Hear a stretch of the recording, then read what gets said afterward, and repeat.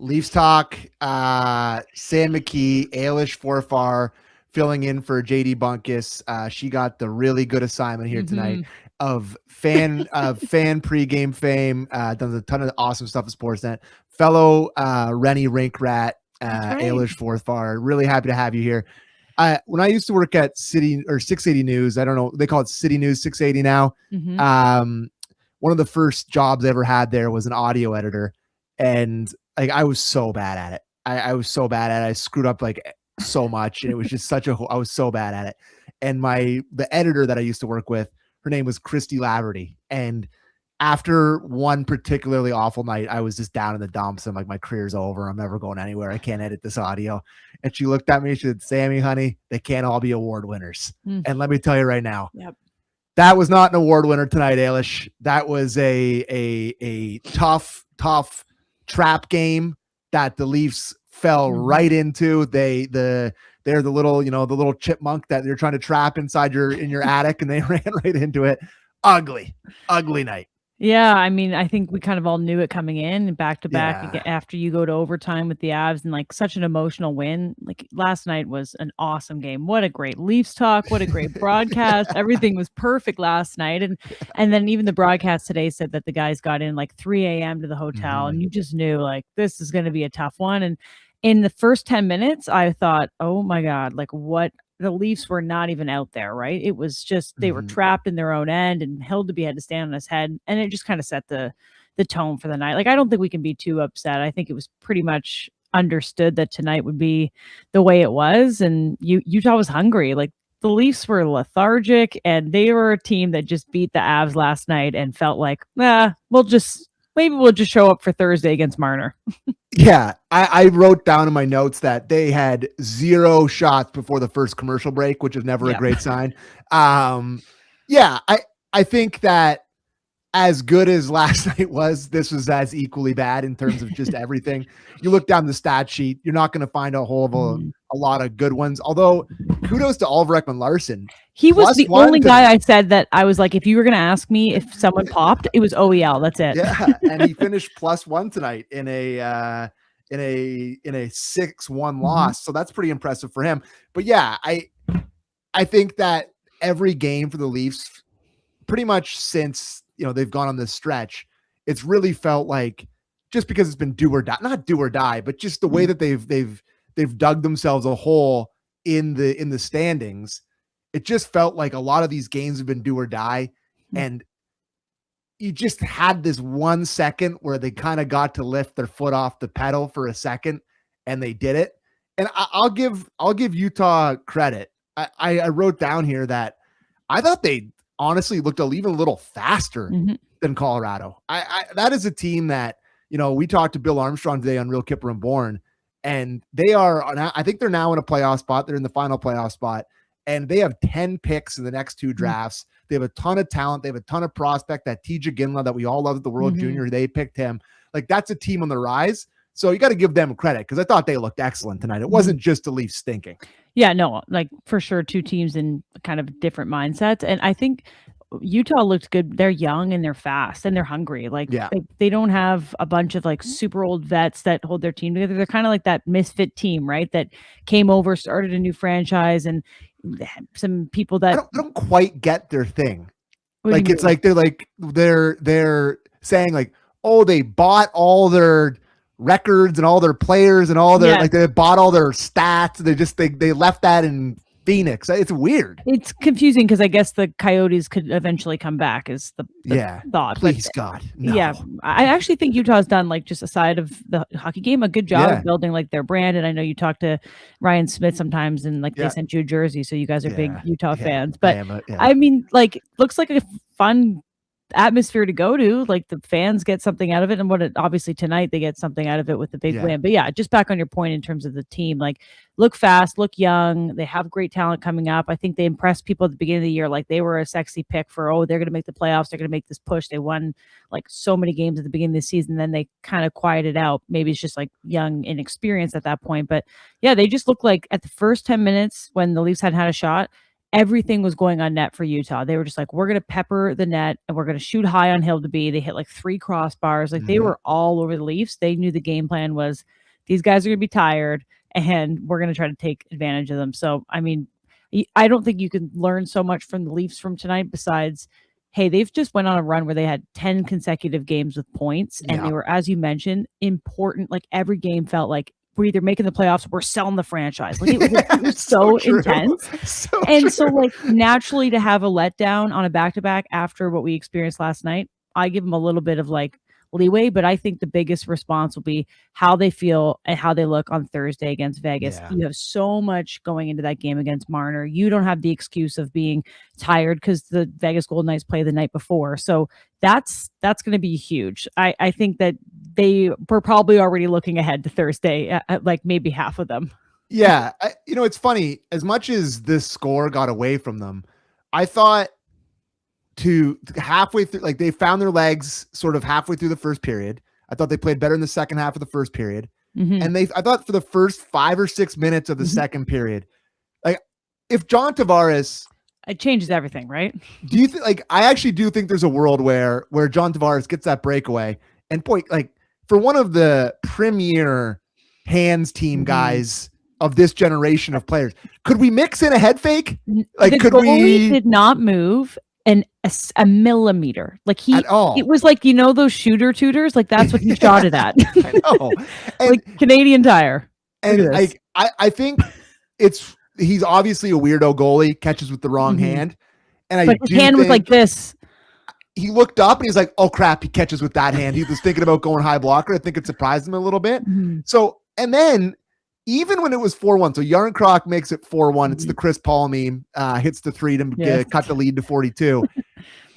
Matthews broke in sort of like on a semi break when he gets on the backhand. I'm like, if this goes in, there was like 13 minutes left and they seem to have kind of found their legs. I'm like, oh, there was a couple moments where it looked like they were going to try to get back into it, but then it just goes down the other way and the red lights flashing the whole way. But they talked about it a little bit on the broadcast, and I thought that the recipe for a surprising game in a sort of scheduled loss is for your goaltender to stand on his head. And I thought he played well at the start, but you know, he's been really good for them. And you can't ask a ton of Dennis. He's their third string goalie. Like what you can't ask any more than you've asked of him. But I don't think he was particularly great tonight. And maybe if they have Joseph Wall in there, makes a couple more saves and maybe they're back in the game a bit, but not going to hang it all on him. But I didn't think he was perfect through the first. Yeah, I agree. Like it wasn't a 5-star held to be performance, but you've had a lot of those lately when they really mattered. And so I don't lose like my level of confidence in him having to play a game, but I feel like everyone was just sluggish, a little lethargic, a little bit looking ahead. And he did make some really important saves. Like I wrote down a few, like he had this great save on Gunther in the third. And that guy was pushing for a hat trick like no one else. He looked like you when we play shinny, just hanging out at the red line for a breakaway. But like he made some big saves, but he also probably wanted a few back. And defensively, the Leafs were just like a lot of sticks waving, a lot of at one point, Carlo and Rielly are laying on top of each other. It's like a circus. Like it was tough. So, you know, he probably did as much as you could have expected for that game, but I don't think his team supported him too much. And I loved your point on Tavares because I think their best hockey was the end of the first and the beginning of the second.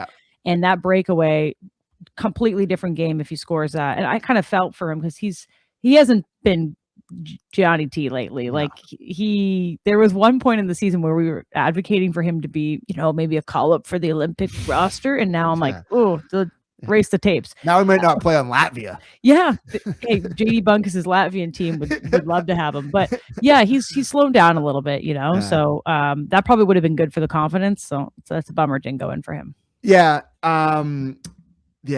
was tough. I just mix in a head fake. You're one of the elite hands guys in this generation of hockey. So not perfect. Power play. I thought I wrote down PP was poo-poo tonight a little bit. They've made some good momentum on the power play. And there was a couple of chances where they had opportunities to kind of get themselves back into the game. For example, the one if you're watching on YouTube or Sportsnet Plus right now, They halfway through the first period, they get the power play. It gave me PTSD. It really reminded me of the start of the year where it didn't feel like they were snapping it around nearly as well, or they weren't, it just wasn't as crisp as it's been. I mean, it's not going to be perfect every night, and they've been good, so I'm not going to take a whole lot away from it.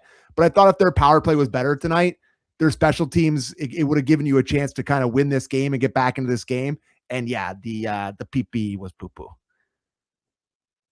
Oh, did we lose Ailish? Has Ailish gone quiet on us? Can you hear? I can't.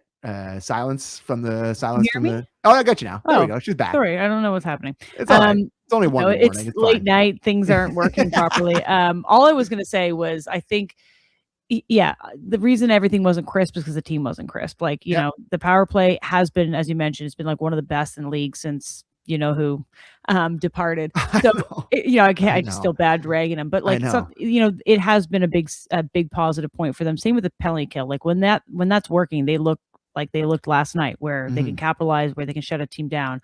I also thought the beginning of the game was like a lot of weird penalties happening, and you're kind of just like, the flow was slow and they were slow, and you kind of got lulled into this, this game is going to be a long, slow slog for us. So nothing was crisp, specifically their power play. But I feel like that's something that they'll get back to it come Thursday.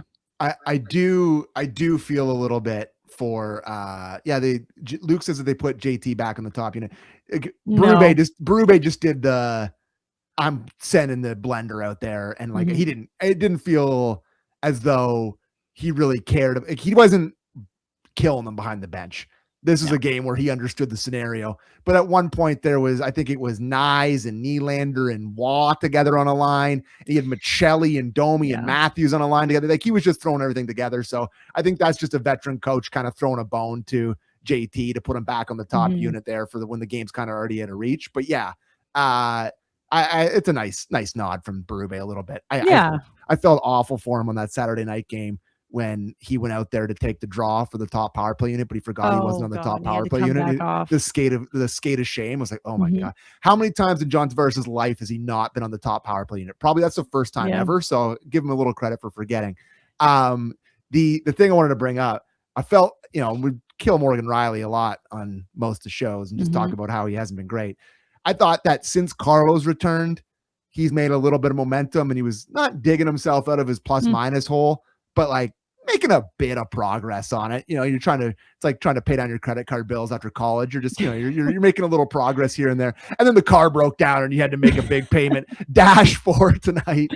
And like the catalyst on a couple of their goals, a stall in momentum for Morgan Rielly defensively tonight, unfortunately. On our, when we do the broadcast on Sportsnet 590 The Fan, I've recently started doing something called the Morgan Rielly Great Play of the Night. And I try to highlight one Morgan Rielly Great Play of the Night. And the night I started it was the night that they won in overtime. Not the most recent one against against Philly, where you dove head first across the ice. Like I manifested it. I said, "Hey, you know what? We're really ripping on Morgan Rielly." This is during the second intermission. I said, "I'm going to start doing the Morgan Rielly Great Play of the Night." And then that 5 minutes later in overtime, he saves the game and they win the game. So I was like, all right.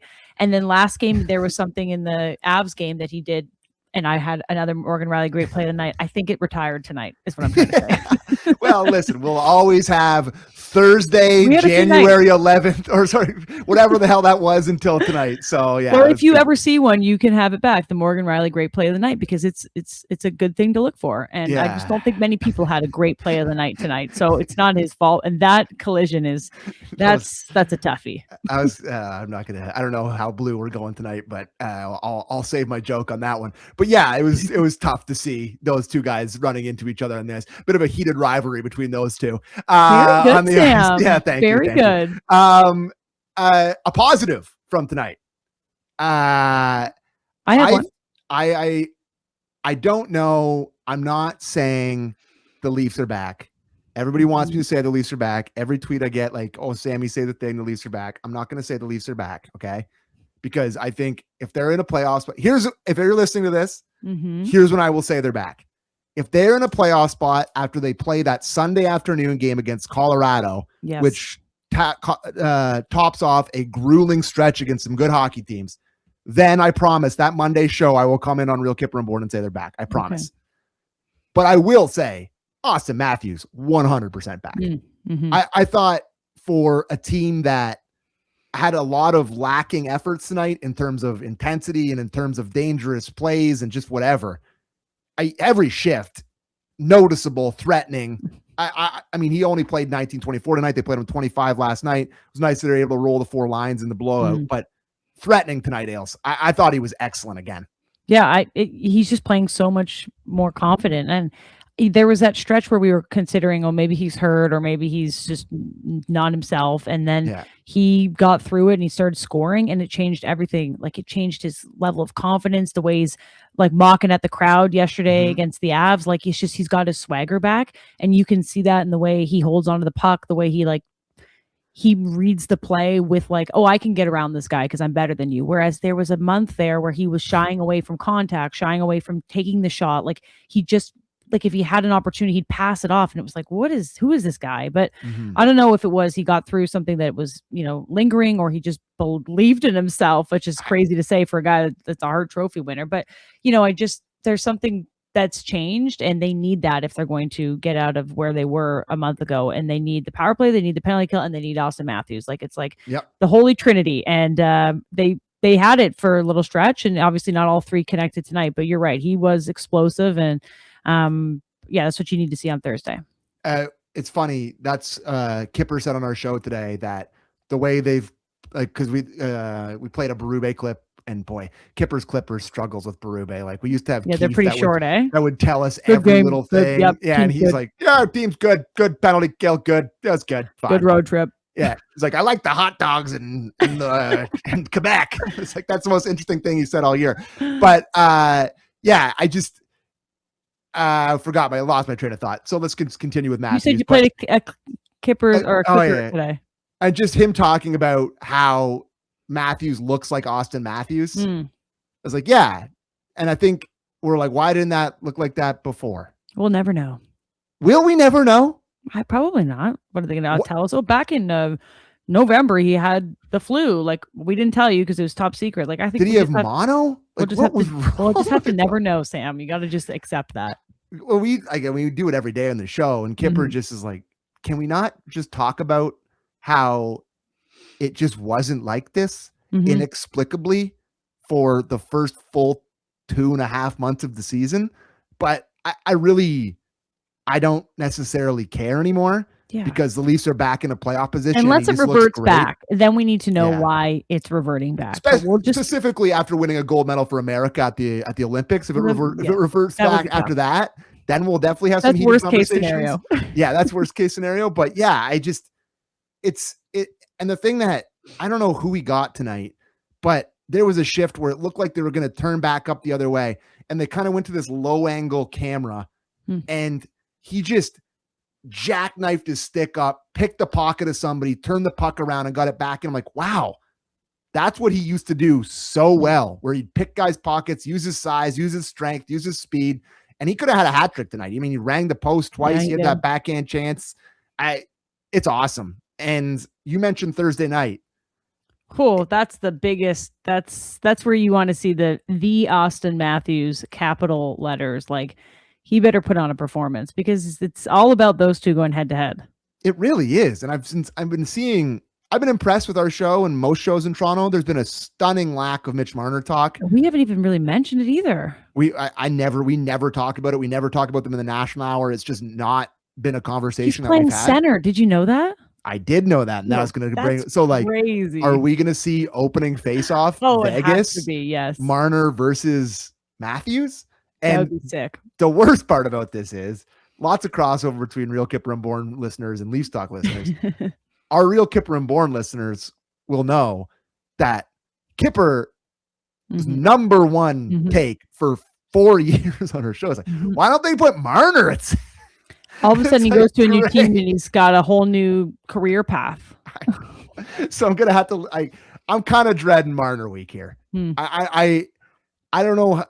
We can do lots of takes on our own shows coming up here. We can talk a little bit about it here, but this is looming and this matters a lot. I mean, for me personally, I need to see them play really well in that game, and I need to see them kind of have some pride. So I'll excuse tonight. We'll all excuse tonight, but it's got to look like it did in Colorado on Thursday. That effort has to be there. Yeah, I think the best feeling going into this week is that the Leafs just strung together 10 great games, like 10 besides tonight, 10 before that, of games where it was make or break for your season, and they got everything clicking. The goaltending duo, the tandem was like competitive, and they were like working well as a like a back and forth. And then you had the power play turned it around completely. The penalty kill is one of the best in the league. And then you got Matthews going, and then Willie came back to health and scores OT winner. So you were feeling like everything was perfect going into this road trip. You get the big win against Colorado. You have the scheduled letdown against Utah, but how they respond on Thursday for me is really about this team, because they play them again next Friday night. And ironically, both games, Vegas is on a back-to-back, so they avoid any pre-game media because they'll be on a back-to-back. It's very smart. Perfect. Honestly, perfect. I don't want to hear it anyway. Like, it just, there won't be much to say anyway. I'm sure. Marner, every Marner hockey answer is like AI slop. Like, I don't need to listen. Honestly, it's like, I don't need to hear him be like, oh, it's such an honor to wear that jersey and blah, blah, blah. But I'm so happy in my new, like, I don't need to hear it. I don't personally care. You'll have it for Kippers Clippers, I'm sure. But no, I mean, he's not going to talk after the game. You know how many mics he'll have in his face? I mean, Vegas, as you know, they don't necessarily care about morals. If they lose that game, they might close the dressing room and say, you can't come in. I could see them not making him available.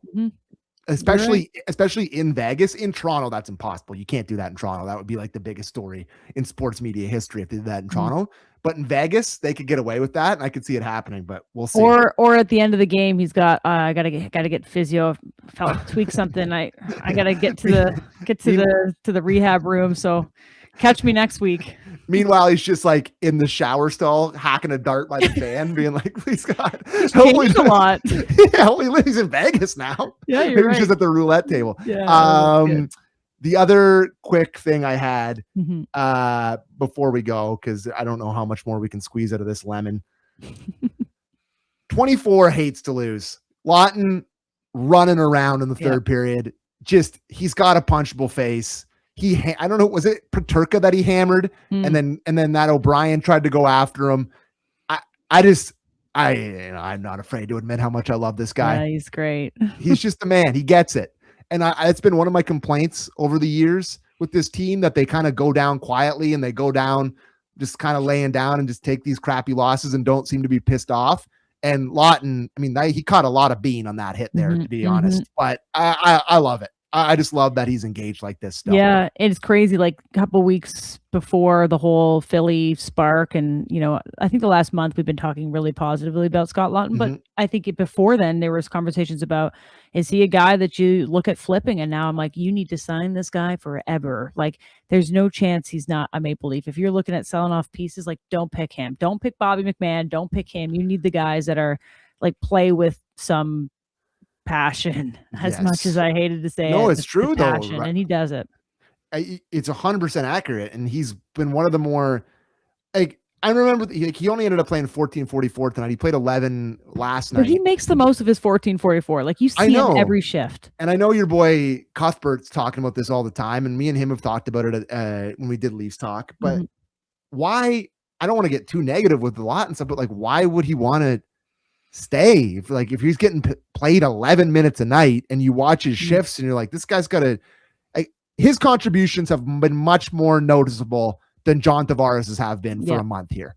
And if I'm the coach, if I'm him, I'm kind of looking at the coach being like, can I get a look I think it's totally with Willie and Nyes on my line? Yeah. Like, could I get a look with Willie and Nyes for 2 or 3 shifts here? Like, I know that you owe a lot to Tavares and his history in the league, but more Laughton can't hurt. We want more Laughton. I totally agree. You're right, Justin. And he brings it up a lot, and it's like a very valid point, because when he is out there, he impacts the game, and he can be a top 6 guy. He can be relied upon more, or in a game like this, like, go make it known that we don't like losing 6-1. Like, go and just don't let them skate off the ice and celebrate without somebody feeling some pain. Like, he does all that. And yeah, I think that's why the changes from trade talk to extension talk, they gotta be real. Yeah, I have no idea what anyone should make anymore because of the cap. But like, if you're gonna keep him here and he wants to be here, I can't imagine it being that much money. I don't know. Like, well, that's the thing. He doesn't have a lot of points this year, which is a helpful argument. You're like, well, I don't have him in front of me, but he's not out. I think he's got like 9 points. Yeah, and we talk about him like he's Connor McDavid. But he feels that important, which is crazy. I know. So it's not like he can go and be like, well, I deserve as much as this person that's make that point per game. Like, it's actually my fault. He's helped us. It's actually my fault. His agents can be like, have you listened? True. Let's just stop hyping him up. It's like, if you listen not to in Troy Stetcher. Stop talking about Troy's boys. Yeah, He's got 5 goals and 2 assists. Yeah, I mean, 5 goals and 2 assists isn't getting you $6 million, so that's good. No. Like, But he's an intangible guy. Like, it just, you watch these games and he pops. And I mean, talk about what he's done for this team on the penalty kill. It's been unbelievable. Mm-hmm. Like, he just wins every draw. Penalty kill around. He wins every draw. He's willing to block shots. He does great clears. I can't say enough good things about him, and I've already said enough good things about him on this show. Let me just quickly check. I don't think I have anything. Do you have anything else, Ailes? Or are you ready for? I just thought we should mention, like, maybe good for Calle Yarncroke to score his first goal in 19 games, and maybe his last as a Leaf. Maybe, you never know. With Nick Robertson being injured, he's trying to keep himself in the lineup, and he gets a very Calle Yarncroke goal. So good. That must feel good for him. Yeah. Honestly, like, this pretty much sums it up for Yarncroke, scoring the first goal of a 7 or 6-1 loss. Yeah.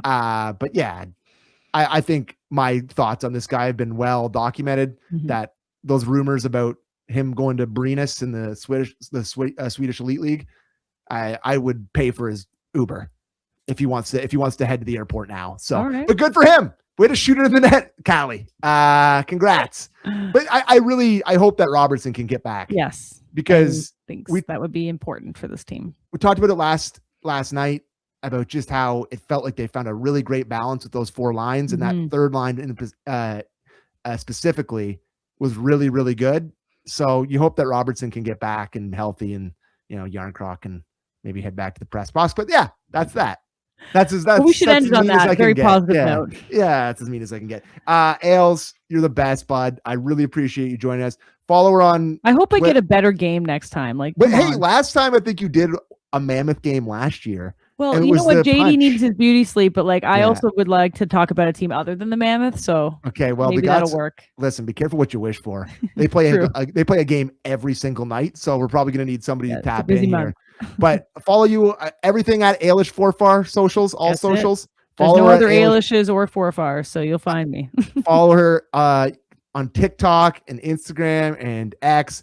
Fantastic music crossovers too. I've never actually said this to you, but I love the Music Mondays. Nice of you. I'm as a vinyl guy. I have a big collection of vinyl, but my record player doesn't work really good, so I never listen to them. And that's a bummer. So it's on the list of things I need to fix. But you have a good collection, and I like that. So keep up the good work on socials. You're more of an influencer than me. Like I just see you on there. I'm like, God, I can't do that. So keep it up. Well, I appreciate that. And you got to do the thing, the JD thing. Follow, like, subscribe, hit the thumbs up button. Follow us on Instagram at JD Bunkus, at Sam A. McKee, and we'll be back on. Follow JD Bunkus. Follow Ailish and Sam. And then we'll be back on Thursday night versus the Vegas Golden Knights. Marner night.